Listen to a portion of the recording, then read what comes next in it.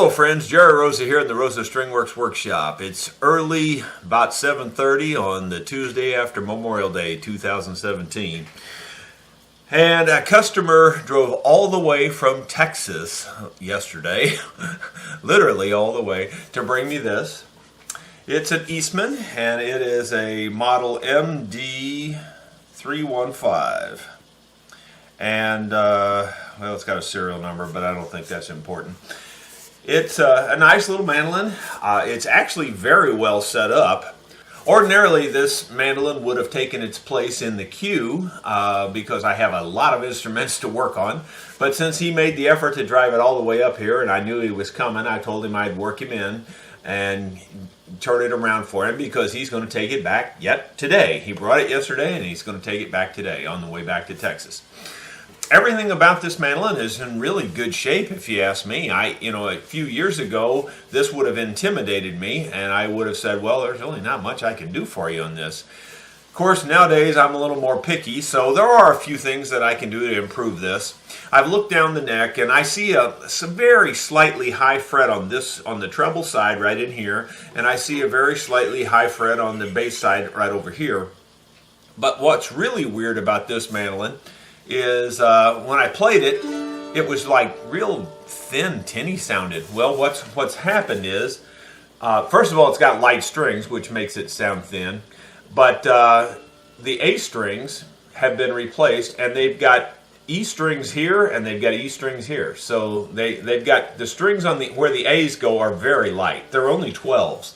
Now, to me, 12s is kind of on the heavy side for the standard E string, but it's very, very light for an A string. So they've got 10s down here, 12s, and I forget now what these were. I think they're like 24s, and these are like 38s. But anyway, that's very light strings, and the 12s are just crazy light. I mean, 14s would be very light in my opinion. What I like is 11s or 11.5s here on the bottom. 16s, and then 26s and 40s. That's what I normally put on mandolins. And that's what we're going to put on this one here. We're also going to put a deer antler saddle on it. So let's do a fret leveling, put on the deer antler saddle and the LS250 strings, and let's see what the difference is. I'll play this one for you the way it is right now, and then we'll play it for you after we get it all set up and see if you can tell the difference. Okay, here's what she sounds like as she came in the door. Not terrible, it's just that it just feels wimpy to me. I mean, I'm used to feeling some meat here going on with the strings and everything, and these are very light strings.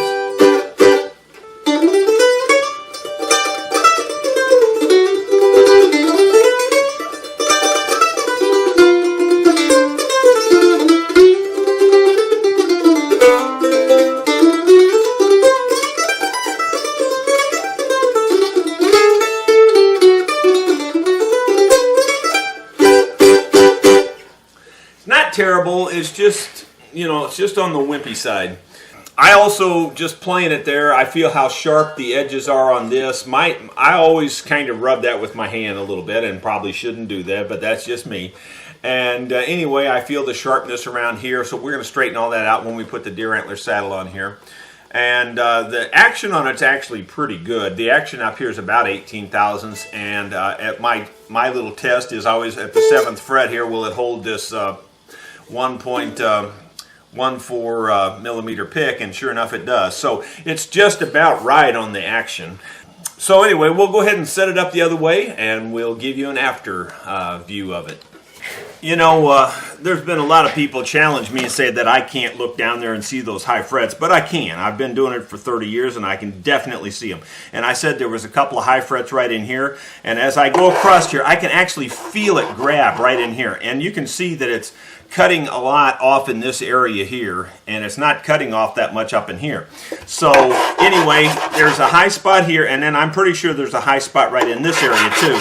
Right here, I can just feel it, and it's cutting that fret right there. So it's really easy for me to see those. I've been doing, and what it is I'm looking at a shadow. You'll see kind of like a shadow or a, I don't know, a dark spot or something right where that high fret is, and that's what I see. And anyway, it shows up for my eyes. I don't know about anybody else.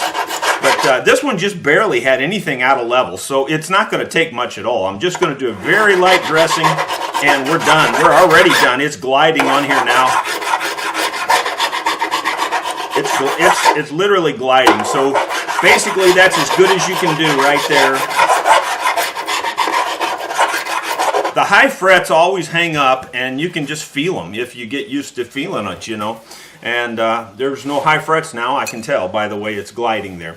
So now I'm just going to do a real quick recrowning. These are the small frets, which I like, and it should just take a second to recrown them. In addition, we're going to improve the, this actually does improve the sound of the instrument. You get rid of a lot of those overtones and just extra sympathetic vibrations and noises and buzzes and all kinds of things, just simply by putting this felt on the underside of here. I always put it where it kind of runs across these two bulbs here, you know, just kind of across there, because that's about the last place that the strings will touch. I'm also going to put it right here and let it just barely overlap the lip there too. And it really does make a difference in a lot of cases. Now, some more dramatic than others, I'll admit. Sometimes you don't hardly hear any difference, but other times you'll hear a dramatic difference. On this one, I don't expect to hear a huge difference, but it's just a little bit added insurance. Again, I just let it overlap that just a tiny amount, and that way the strings won't be riding on metal. And just for the record, I've already recrowned all the frets. I've taken and polished them with 600, and now I am just cleaning off the fretboard itself from the slight scuffing that happens when you polish it. But that also levels the fretboard, cleans it up, gets any dirt off of it, makes it look like brand new. This fretboard, on first glance, appears to be completely flat.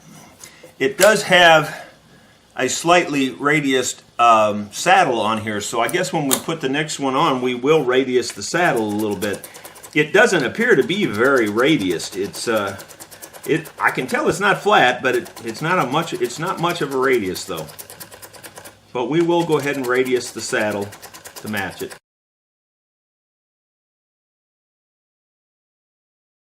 Working up at this end, it reminds me, the customer was asking about scalloping, and because this one doesn't have the little Florida piece that sticks down here, the only thing we could really scallop would be take these two frets out and scallop that little bit.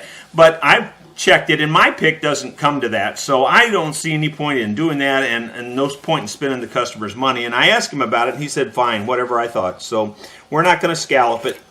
I don't see much point in it.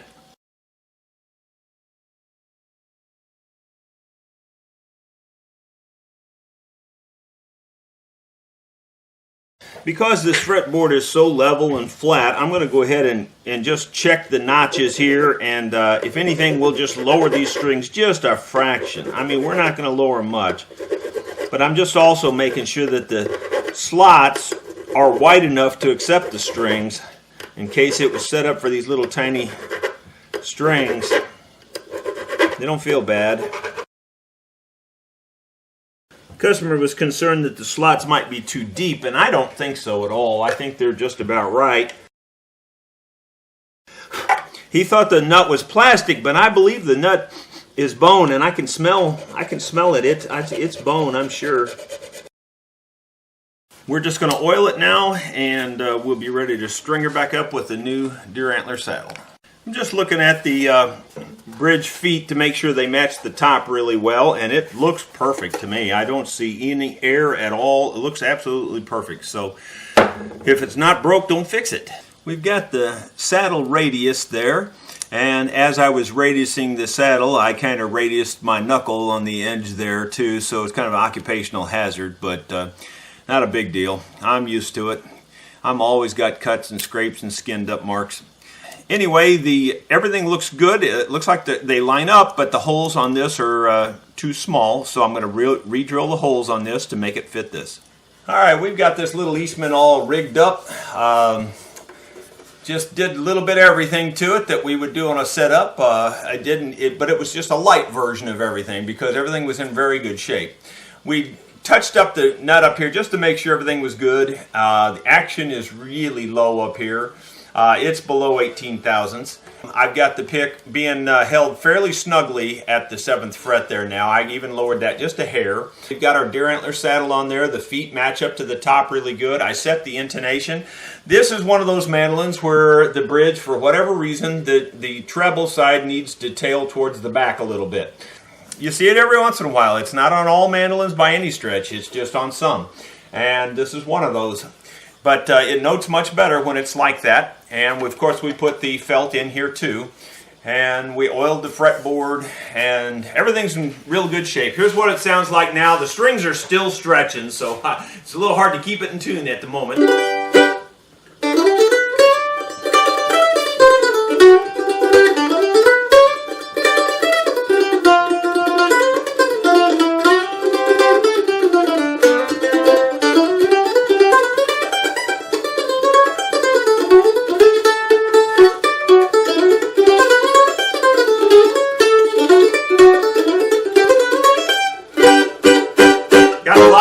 Lot more punch. You can just feel it. There's a mandolin under it now. Where before it was almost like a tin can or cigar box with strings. It just didn't have any punch to it. Now it's got a bottom end and plenty of mids, plenty of top end. It's a much better mandolin now.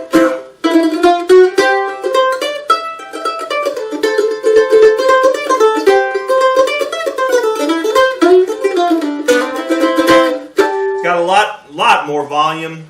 Yeah, it just felt totally wimpy with those light strings on it and everything. Very good now. I hope you enjoyed that quick look at this Eastman MD315. There's what the back looks like. Nice little mandolin. Thanks for watching.